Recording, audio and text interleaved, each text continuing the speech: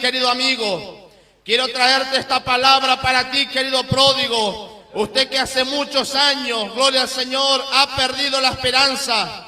Hace muchos años ha perdido la alegría, hace muchos años ha perdido el gozo, gloria al Señor. Y usted quizás con muchos deleites de este mundo está queriendo, gloria al Señor, llenar ese vacío de ese corazón, gloria al Señor. Pero solamente Jesús, este Cristo de la gloria que estamos predicando, puede llenar ese vacío de ese corazón.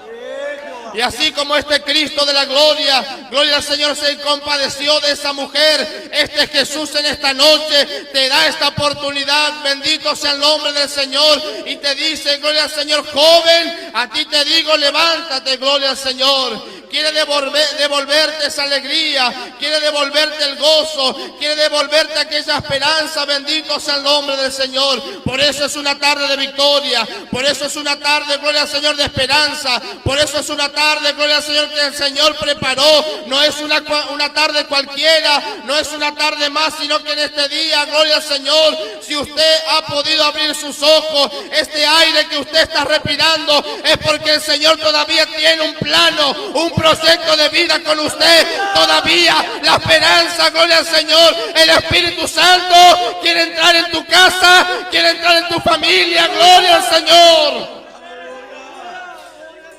Y amasto que amanda la basuriki, amasta la baso que mai.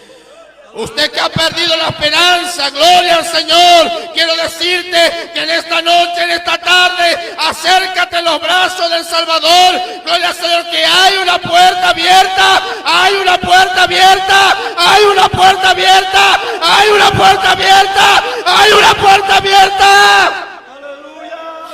Y hasta que amanso le camay. Usted que está buscando llenar ese vacío de su corazón con la droga, con el alcohol, con la prostitución, con la delincuencia, gloria al Señor. Ahí quiero decirte que no está la salida. La salida es Cristo, la salida es Cristo, la salida es Cristo. Acérquete en esta noche. Es una tarde